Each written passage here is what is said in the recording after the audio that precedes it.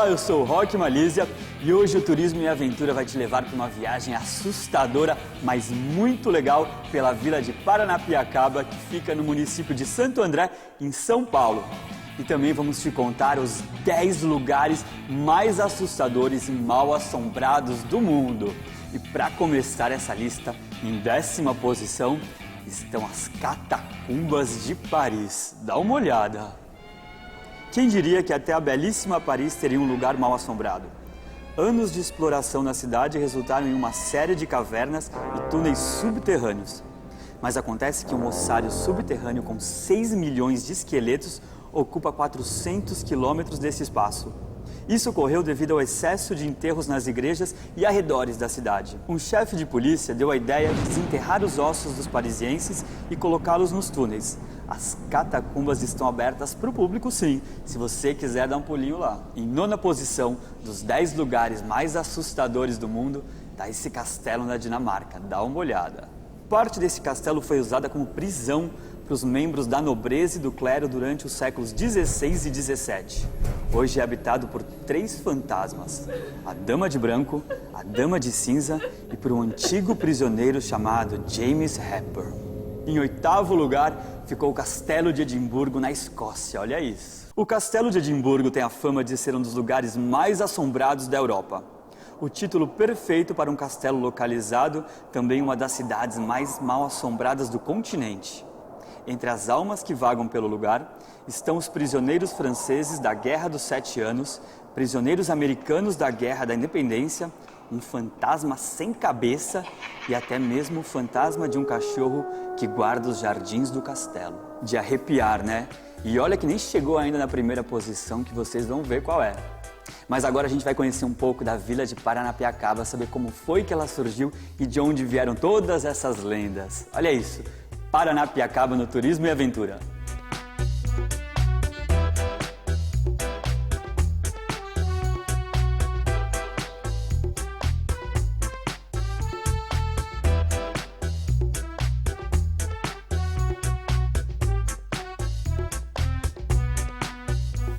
A vila de Paranapiacaba parece muito uma pequena cidade inglesa. Tem até um relógio muito parecido com o Big Ben, até a temperatura, que o clima lembra uma cidade inglesa, né? E tudo isso porque começou, na verdade, com os ingleses, né? Isso. Em 1856, os ingleses tiveram a possibilidade da construção, a autorização, né? Foi dado para eles a autorização para a construção da ferrovia. Então, esse é o início do processo. A vila foi inaugurada em 1867, né? E aí, mais para frente, isso começou a evoluir muito, porque eles perceberam que a ferrovia realmente ajudava muito a escoar a produção aqui de São Paulo. Porque nós estamos falando de uma época que o café era a grande produção de São Paulo, e esse café, para chegar até o Porto de Santos, ele ia em lombos de mula. Então você imagina descer essa serra do mar em lombos de mula. Isso era uma viagem muito longa, se perdia muita mercadoria. E aí, então, os ingleses já estavam com pleno desenvolvimento lá na Europa, da ferrovia, das máquinas a vapor, tiveram então a concessão para poder construir a vila aqui em Paranapiacaba, construir a ferrovia, na verdade. E a vila que nós estamos vendo aqui, ela surge então para abrigar os funcionários. Então a vila vem como consequência da ferrovia. Eles começaram a perceber que para esse processo todo de construção ia precisar de muita mão de obra e tinha que abrigar, porque nós estamos aqui literalmente no meio da Mata Atlântica. Eles começam com pequenos acampamentos na década de 1860, até que então, em 1867, inaugura uma primeira parte da vila, que é a parte que a gente chama de Vila Velha. E aí, isso mais para frente, então, década de 1880, 90, então eles precisam construir mais imóveis, então é onde surge o que nós estamos aqui. E esses imóveis têm uma característica bem interessante, que eles foram construídos conforme o nível hierárquico dos funcionários. Então, você tinha a casa do engenheiro-chefe, as casas maiores, com lareiras. Nessa região que a gente está, que é onde fica a biblioteca, que a gente está dentro da biblioteca agora, que foi restaurada. Isso. Era a casa de um engenheiro-chefe. Aqui era uma casa, vocês estão vendo hoje, assim, ela foi adaptada, mas era uma casa para engenheiro, então abrigava confortavelmente a família, imóveis grandes, com cômodos grandes, né? E você está falando da hierarquia dos operários, tem casas muito pequenas que eram de solteiros. Isso. Que eram quartos só, né? Isso. Então você imagina, então, desde uma casa dessa que tinha mais ou menos uns 10 cômodos, que abrigava a família de maneira bem confortável, e você ia descendo isso conforme a hierarquia, casas menores, de 2 quartos, de 1 quarto só, até casas que eram 8 quartos apenas, cada quarto abrigava 4 funcionários, que era o famoso barracão, galpão de solteiros. Então, na verdade, a vila começou com vários acampamentos de funcionários. Isso. Se você for fazer uma pesquisa, você vai ver que o que surgiu primeiro na Serra do Mar eram acampamentos mesmo de pau a pique, né? Casinhas de pau a pique, com telhinhas de palha. E isso era bem aquele abrigo muito provisório. Que com a evolução da ferrovia, eles perceberam que isso era uma coisa que dava muito certo, deu muito certo, né, naquele período. Então eles perceberam a necessidade de construção de imóveis mesmo. Então isso veio ao longo do tempo. Então não foi uma coisa que você fala assim, então a vila foi construída para poder fazer a ferrovia. Não, primeiro veio a ferrovia, a necessidade fez com que a vila de Paranapiacaba surgisse, né? A ferrovia passa bem no meio da vila e a vila é dividida em 2 partes, tem a parte alta e a parte baixa. Teve uma parte que surgiu primeiro que a outra? Não, então, isso também é uma coisa que as pessoas confundem. A parte alta, que a gente chama, que é o morro, parte alta, isso surgiu paralelo à ferrovia, porque os ingleses construíam aqui, só que não tinha, por exemplo, um pequeno mercado, você precisava comprar uma carne, um alfaiate. Os ingleses construíam na parte baixa. Na parte baixa. Aí começou a gente de Mogi das Cruzes, de próprio aqui Santo André, falou, olha, nós temos ali um público que precisa de mercadorias, precisa de serviços, então começa a surgir naquela época alguém a que cidade venha... alta. Ela surge paralelo. Com comércio. Aí as pessoas começam a fazer seus pequenos empórios e aí foram surgindo as casas. Para entender a história, a vila aconteceu, cresceu e teve o boom da ferrovia. E aí, de repente, a vila entrou em decadência. Isso, porque historicamente o sistema ferroviário foi substituído pelo rodoviário. Se nós pegarmos na história, você vai ver que na década de 50, 60 começa a grande massificação do sistema rodoviário. Então, em detrimento disso, o sistema ferroviário é colocado, vamos dizer assim, em segundo plano. E, consequentemente, a vila... Porque se você fizer a leitura, você vai ver que na década de 40, 50 é construído o sistema Anchieta, por exemplo. Então, tudo que você tinha só de acesso para o ferroviário, era o único acesso que você tinha, você passa a ter uma alternativa que é o rodoviário. E, consequentemente, então, a vila de Paranapiacaba é uma que sofre muito com esse abandono. Porque aí não tinha mais ninguém que fazia o gerenciamento, a manutenção da vila. Então, isso passou um período que foi um período crítico, década de 70, final da década de 70, 80, 90, foram períodos bastante críticos. Então, a gente se depara ainda hoje com bastante imóveis deteriorados, porque, primeiro, imóveis em madeira, na sua maioria. Uma área extremamente úmida aqui, nós estamos bem no topo da Serra do Mar.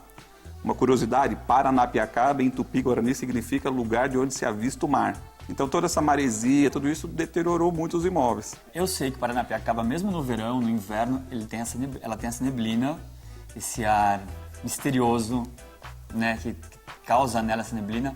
Agora, é frio sempre assim, até no verão? Não, no verão fica um pouco mais quente, inclusive no verão. Quando você pega o céu azul, é a coisa mais linda, porque aqui nós não temos absolutamente nada de... A gente chegou para gravar, o céu tava azul, azul, azul. Não tinha nada de neblina. É inacreditável. Foi tirar a câmera, ok, vamos gravar. Fechou. Isso é característica. E é isso, é rápido. Turista que quer vir aqui, ou que quer pegar o tempo bom, ou quer pegar névoa, tem uma hora para névoa acontecer aqui ou não? Uma data certa, uma época? Não. Normalmente, lógico, normalmente na parte da tarde é mais característico. Tanto que você disse, você chegaram de manhã, estava o céu assim. Mas isso não é uma regra, Não, mas a gente chegou de manhã e foi assim, de manhã já estava assim. Não tem uma regra e não adianta jogar no Google para ver qual é que é. Não. Vai ser surpresa. É surpresa. Venham conhecer Paranapiacaba e se surpreender com a névoa, Você pode sair da sua casa com um sol maravilhoso, chegar aqui e tá assim, ou ao contrário, sair de casa com chuva, chegar aqui e tá um céu maravilhoso. Isso acho que é uma das características bacanas de Paranapiacaba também. Hoje o que vai acontecer hoje, você tem ideia? Hoje fica assim até o final do dia. Até o final do dia? Então a gente vai conhecer mais ainda Paranapiacaba cheia de névoa. Eu vou continuar. Muito obrigado, secretário. É isso aí. Continuamos aqui em Paranapiacaba. Turismo e aventura não tem freios.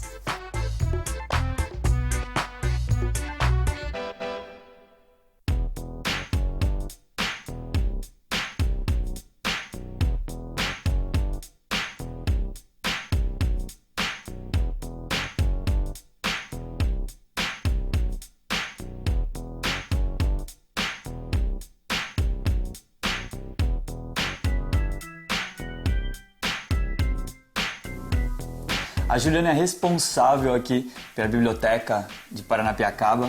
Isso. E eu fiquei sabendo uma curiosidade, que ela casou aqui em Paranapiacaba. Como assim, uma cidade tão pequena? Você veio aqui e fez casamento, você é de Santo André. Isso. Eu sou de Santo André, meu marido também é de Santo André. E o único lugar que tínhamos em comum, que a gente gostaria... Os dois gostavam de passear. Vocês tinham vindo aqui várias vezes, né? Sim, sim. Pra decidir casar aqui. A gente é muito ligado aqui na vila. A gente faz trabalhos artísticos aqui, acompanha o pessoal, os moradores daqui. E aí a gente escolheu a vila para casar e para fazer um casamento em praça pública, né? No coreto da vila. Vocês casaram no meio da praça, Du? Isso. Que legal. Isso faz quanto tempo? 2 anos e meio. É, o tempo que você trabalha aqui na biblioteca. Isso. E aqui na biblioteca, exatamente, o que acontece? O que você faz? Bom, aqui na biblioteca eu faço um pouquinho de tudo, sou responsável aqui pelo espaço. Hoje em dia a biblioteca eu acho que é mais um espaço assim multicultural, é o único espaço da cultura aqui na vila. Então a molecada, os moradores, os turistas, todo mundo passa por aqui, mas não só para ler. Vem para ver uma exposição de foto, vem para tocar um violão, vem fazer cerâmica. Ah, eu vi que tem gente trabalhando ali com trabalhos manuais, o que é da argila? Isso mesmo, a gente pode até lá dar uma olhada. Além da biblioteca, o que mais as crianças fazem por aqui? Tem mais atividades para elas? Só na escola, os programas da educação. Fim de semana tem algumas atividades na escola, eles fazem judô, jogam ping-pong. Então a biblioteca também acaba funcionando como um escape para elas também poderem se divertir, né? Não Sim. só aprender, mas também se divertir. Acaba sendo um espaço de lazer, né? Bastante até. Muito obrigado. Imagina. A gente vai continuar fazendo, eu vou continuar fazendo aqui minha obra de arte. Enquanto isso a gente vai pro break, a gente volta daqui a pouco, tem mais Paranapiacaba. E muitas lendas. Vocês vão ver o que acontece por aqui, já já.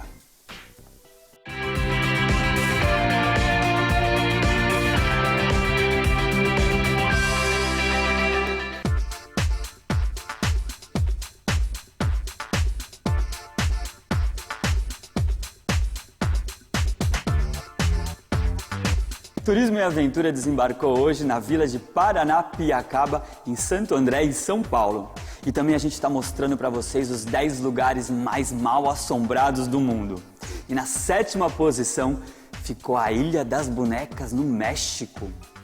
Em 1951, uma menina brincava nesse local e morreu afogada tentando capturar sua boneca que havia caído no rio. Moradores diziam que ouviam a menina chorar o tempo todo e, para afastar a sua assombração, Dom Julián Santa Ana Barrera passou a recolher bonecas para pendurar nas árvores. E sabe o que aconteceu? Julián morreu afogado no mesmo lugar que ela em 2001. Mas um cemitério de bonecas por si só já basta para ser assustador e ocupar a 7ª posição do nosso ranking. E na 6ª posição dos 10 lugares mais mal assombrados do mundo ficou esse cemitério da Inglaterra.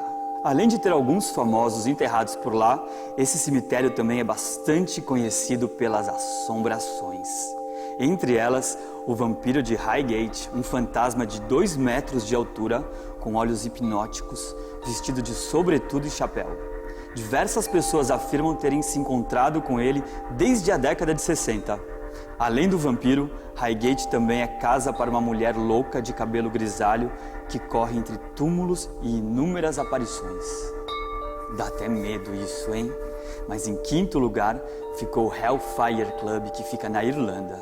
Esta antiga cabana de caça, construída em 1725, tem uma história que envolve assassinatos, rituais satânicos e até homens com patas de bode. Hoje é um destino turístico popular entre os que gostam de histórias de terror e tours sobre fantasmas. Assustadora, hein? E da cabana de Hellfire Club na Irlanda, vamos direto para Casa Fox, aqui em Paranapiacaba. Vem conhecer comigo.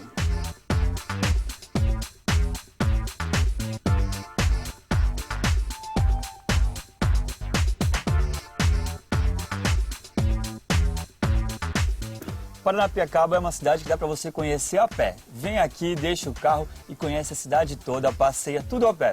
A gente chegou agora na Casa Fox. Agora ela está aberta para visitação, mas ela já foi uma casa de um operário aqui da ferrovia, né, Matheus? É isso mesmo. A São Paulo Railway, que é a empresa que construiu a ferrovia, ela construiu essas casas para poder disponibilizar para os operários, para que eles pudessem morar aqui e fica perto do local de trabalho. E essa construção aqui é de que data, você sabe? Ela começou a ser construída a partir da década de 1890. Essa casa ela foi restaurada, vocês quando entrarmos vão ver que tem umas portas no meio dela, foi do restauro, isso não é uma característica original, assim como a pia, como as instalações elétricas, mas é uma estrutura padrão da casa. As casas, apesar de serem tombadas, elas foram feitas alterações para poder facilitar, poder trazer um pouco de comodidade à vida dos moradores. Entendi. E por que ela chama Casa Fox? Bom, porque o nome da rua que nós estamos é Rua Fox, que é em homenagem ao Daniel Fox, que foi um engenheiro da SPR. A gente pode conhecê-la agora? Ah, claro, vamos lá. Vamos.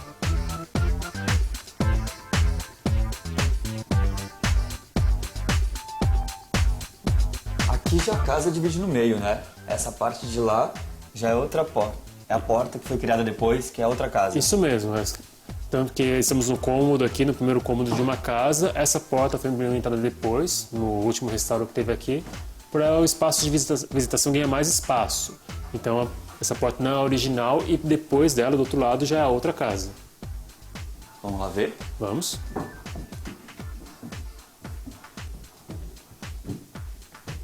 E o que são esses painéis? Esses painéis são informativos de como foi o restauro anterior aqui na vila, inclusive para poder mostrar, familiarizar o público com essa questão. Conta todas as fases da restauração, né? Exatamente. Bem detalhado. Isso. Olha, aqui é a cozinha, é isso? Isso mesmo. Fogão a lenha, forno a lenha.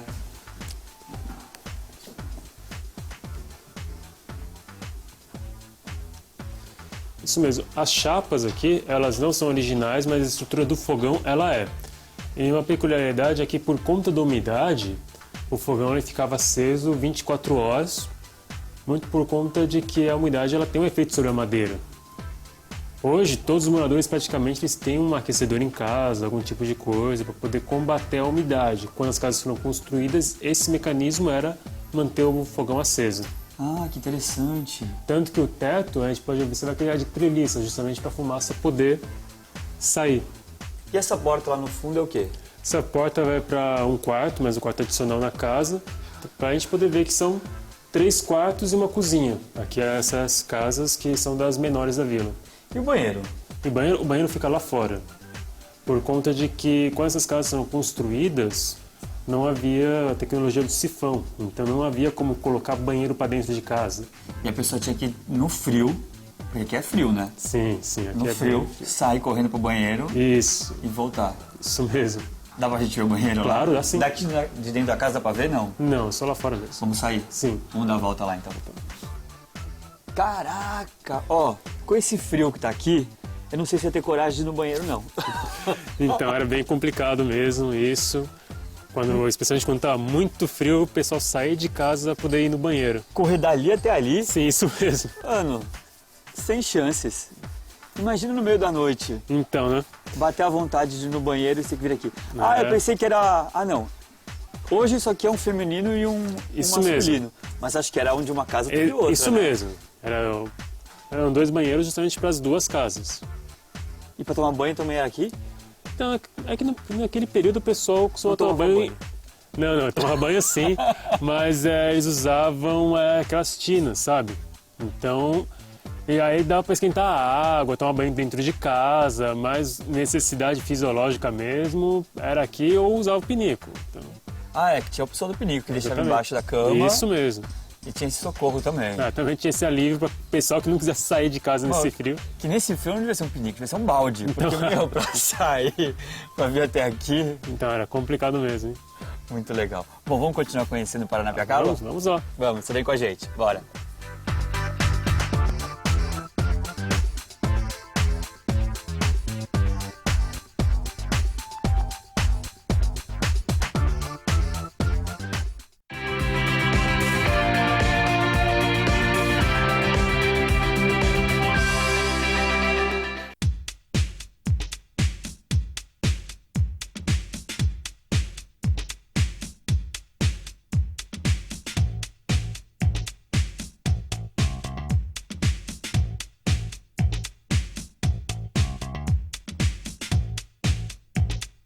Turismo e aventura hoje está assustador. Nós desembarcamos na vila de Paranapiacaba, que fica em Santo André, aqui em São Paulo. E também estamos mostrando para vocês os 10 lugares mais assustadores do mundo.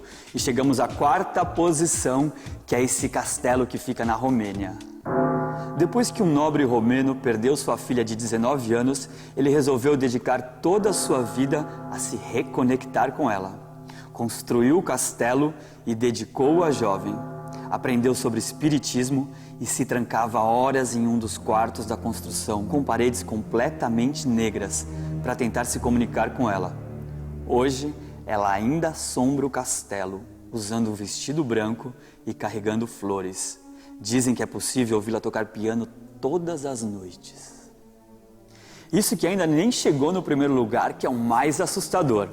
Agora a gente vai conhecer o 3º lugar, que fica no Reino Unido.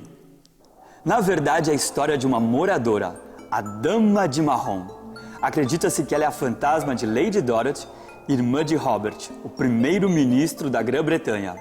De acordo com a lenda, após descobrir que ela tinha um caso com um lorde local, seu marido trancou Lady Dorothy lá até a morte. Uou! Uma história mais arrepiante que a outra, hein? E em segundo lugar, ficou essa penitenciária nos Estados Unidos. Conhecida por ser a primeira cadeia moderna do mundo, essa penitenciária tinha um método de encarceramento considerado revolucionário na época. Ela foi desenvolvida para encorajar o uso das solitárias como forma de reabilitação social. Tanto sofrimento gerou a fama de lugar assombrado. Em 2007, um programa de TV sobre fantasmas filmou no local. 2 membros da equipe desmaiaram durante o processo e vários disseram ter tido contato com forças sobrenaturais. Já foram 9 dos 10 lugares mais mal assombrados do mundo. Falta apenas o primeiro lugar. E qual será esse primeiro lugar? Onde será que fica, hein? Será que aqui no Brasil? Eu conto para vocês daqui a pouco, porque agora a gente vai conhecer juntos o Museu Funicular.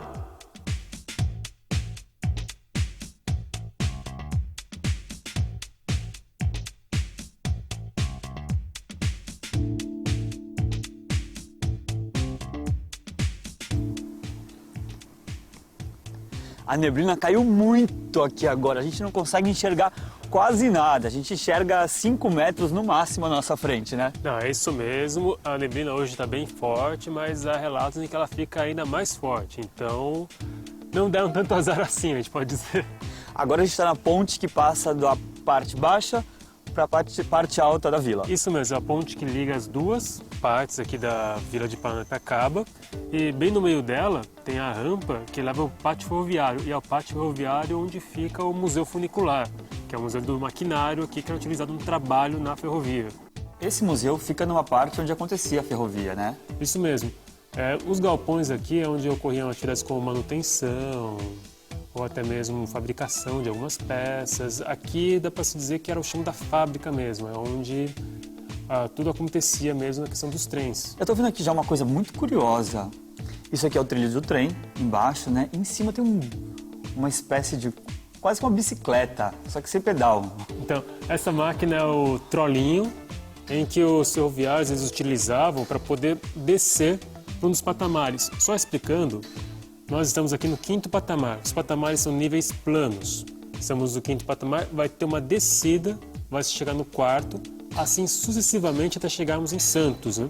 Então, quando havia alguma necessidade em que alguém tinha que descer para consertar alguma coisa, por exemplo, e não havia um trem disponível, os ferroviários usavam o trolinho. E, bom, a gente pode ver que, só de olhar, não é lá muito seguro. E, bom, muitas pessoas acabaram falecendo porque se excederam, seja em velocidade ou falta de cuidado, porque esse trecho é muito complicado. Existem muitas curvas, pontes com quedas de 30 metros. Então, se a pessoa não tomasse cuidado, ela podia sofrer um acidente fatal. E como é que anda nisso? Ele só controla o freio. Isso mesmo, só controla o freio. 2 pessoas sobem e vai descendo. O único controle mesmo é o freio. Então, o único jeito de ir de um patamar para o outro é descer, não tem como subir com esse... Não, com o trolinho não há como subir. O trolinho, tanto que ele era colocado no trem quando tinha que subir para um patamar. O que é isso aqui, Matheus? Então, essa aqui é a máquina fixa. que puxava o cabo funicular. Ou seja, ela puxava os trens, tanto que subiam quanto desciam.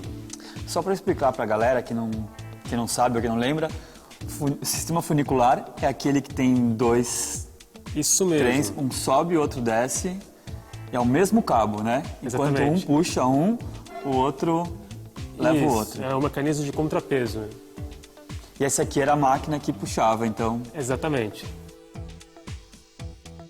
Esse aqui é o vagão funerário, Matheus? Isso mesmo, é o vagão que a SPR utilizava para poder transportar os caixões dos funcionários protestantes até o cemitério da Lapa, em São Que eram Paulo. os ingleses, né? Porque os ingleses eram protestantes e a maioria aqui católico.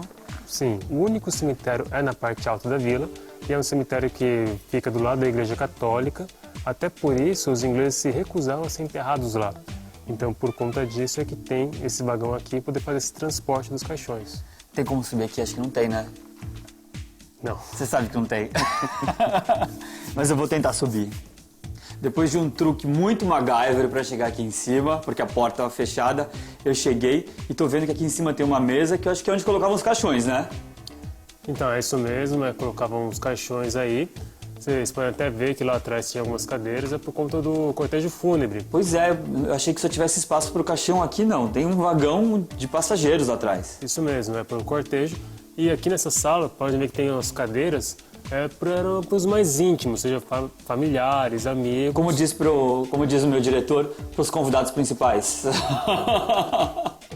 Aqui a gente ouve barulho de trem o tempo inteiro, né? Mas não tem trem de passageiros que vem mais pra cá, né? Não. Desde os anos 90, do início dos anos 90, não há mais trens de passageiros, somente trens de carga. Então esses sons que a gente ouve é tudo trem de carga. Exatamente. Que vem de onde? Eles vêm de Santos, vão até Jundiaí ou vice-versa, fazem esse trajeto que é o mesmo que foi construído pela SPR. Ah, entendi. E esse aí que a gente vê aqui atrás é a locomotiva. Isso mesmo, a Maria Fumaça, inclusive, é a que fez a primeira viagem de Santos a Jundiaí. A primeira viagem que fez Isso. nessa ferrovia foi essa locomotiva Isso mesmo. aqui. E esse vagão aqui atrás? É o vagão imperial, é o vagão que Dom Pedro II ele usava para poder circular por essa linha. Ah, esse era o vagão de Dom Pedro II, tá? Exatamente. Senhoras e senhores, o vagão de Dom Pedro II com vocês. A vila de Paranapiacaba tem muitas lendas que os moradores daqui contam e algumas dessas lendas acontecem aqui onde a gente está agora, que é o Clube Lira. Não é isso? Isso mesmo, o Clube Lira está aqui desde 1936, é um prédio todo em madeira, um dos maiores da vila. Era o local onde ocorriam as festas, os bailes, era um clube social. Aliás, inclusive ainda ocorrem festas, por exemplo, o baile de carnaval, que ocorre desde a construção do clube, continua, teve esse ano, está programado para ocorrer ano que vem também. Há uma lenda aqui, inclusive, de que à noite fazia alguns barulhos, muitos barulhos estranhos, por quê? Havia uma bailarina que fazia uns espetáculos aqui, ela era muito famosa enquanto jovem.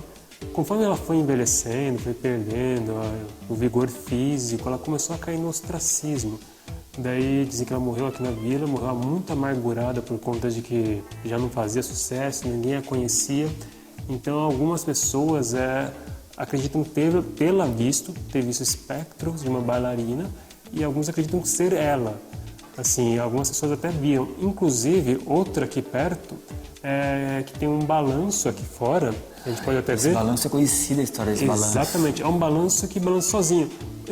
Algumas pessoas podem até argumentar que é o vento, esse tipo de coisa, mas é engraçado que tem um balanço do lado que não balança, enquanto o outro está balançando sozinho. Tem algumas lendas que envolvem um castelo que tem aqui, né? Isso mesmo, o Castelinho é a casa do engenheiro-chefe da ferrovia. Há um segurança, inclusive ele mora numa rua próxima aqui, diz ele ter visto que é um quadro no Castelinho. No momento ele não vai estar presente, está passando por restauro também, está no Museu de Santo André. Mas esse segurança, ele afirma ter visto a pessoa desse quadro circulando pelo castelo à noite. Ele estava lá dormindo, estava lá com um colchãozinho no chão. Quando ele viu, ele abriu, não quis voltar, deixou o castelo desprotegido à madrugada. Ele não quis voltar para lá. Mas isso também dá um charme para a cidade, dá um clima de mistério, suspense, mas dá um charme. Aqui nesse Clube Lira que a gente tá, tem algumas coisas interessantes. Uma delas é um troféu aqui. É um troféu que é alvo de polêmica, né? Porque é o time aqui, o União Lira Serrano, inclusive essa é a sede do time de futebol. E aqui é um troféu, esse aqui do homem segurando a bola, um troféu de 25, de uma partida em que o Serrano venceu o Corinthians. Não sabemos qual Corinthians, se é o Corinthians famoso, o Esporte Clube Corinthians Paulista, ou se é o Corinthians de Santo André, que também é um time muito bom. Quem trouxe o futebol para o Brasil foram os ingleses. E acho que um dos primeiros campos de futebol do Brasil estavam aqui. Isso mesmo. Sabe-se que ele está na vila desde 1890. Há uma planta da vila desse ano em que o campo está presente. Isso torna um dos primeiros do Brasil em medidas oficiais. Antes de eu encerrar, me conta mais alguma lenda aí. Eu sei que tem uma lenda de uma noiva aqui de Paranapiacaba. Sim. Como é que é essa lenda? Então, a lenda do véu da noiva que explica também o porquê da neblina. O que acontece? Havia um engenheiro-chefe, né? Isso no tempo dos ingleses, e o engenheiro-chefe acaba tendo, o filho do engenheiro-chefe, aliás, acaba tendo um relacionamento com uma moça da parte alta, que não é do mesmo extrato social. Os pais da moça ficam muito felizes com isso, mas os pais do moço nem tanto. Eles gostariam que o rapaz se casasse com uma pessoa do mesmo nível social. Da mesma classe. Isso mesmo. Eles manifestaram muito descontentamento, mas aceitaram. O relacionamento seguiu muito bem, até que chegou a data do casamento. Bem, no casamento ia ser realizado lá na igreja, lá em cima, para o descontentamento dos ingleses. Então, no dia, o pai do noivo inventou um pretexto qualquer para deixar o rapaz na adega, que fica no subsolo da casa. Quando o rapaz desceu, trancou ele lá embaixo. E aí a menina ficou esperando no altar e ninguém veio. Depois disso, o pai do rapaz colocou na cabeça dele que, olha, a moça não vai perdoar, enfim, vai embora, volta para a Inglaterra. Ele voltou para a Inglaterra logo em seguida. E a moça, ela enlouqueceu, ela ficava pela vila, passeando, vestida de noiva, perguntando onde está o noivo dela. Essas histórias, hein? Nisso, realmente a coisa mais trágica é que ela pegou uma trilha aqui que leva para uma das linhas do trem e ela se jogou de das pontes, daquelas pontes das mais altas do trajeto. Desde então dizem que a neblina é o véu dela, é a noiva que vem aqui. É a noiva que rondando. Isso, procurando que legal. o noivo dela. Que legal, muito legal. Cada vez você me deixa mais corajoso para dormir aqui.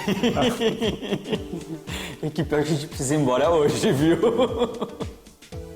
Matheus, muito obrigado. Disponha, viu? Que só. Podem voltar e ficaremos muito felizes em recebê-los novamente, os espectadores também. A gente convida para que venham aqui na Vila de Paranapiacaba. É isso aí. Turismo e aventura em Paranapiacaba. Muito legal Paranapiacaba. Eu tenho certeza que quem visitar vai curtir muito. Só senti falta da Renata, que está viajando, gravando novidades para o turismo e a aventura. Mas semana que vem ela está aqui de volta comigo. E como prometido, o primeiro lugar no ranking dos 10 lugares mais mal assombrados do mundo, que fica na Austrália, que é um hospital psiquiátrico. Olha isso. Ele está localizado mais precisamente em Victoria e serviu como hospital psiquiátrico de 1867 até 1995. Cerca de 9.000 pacientes morreram em seus 130 anos de histórias. E dizem que as almas ainda habitam lá. Uau! E depois de tantos relatos assustadores, este sanatório levou a primeira posição no nosso ranking dos 10 lugares mais mal assombrados do mundo.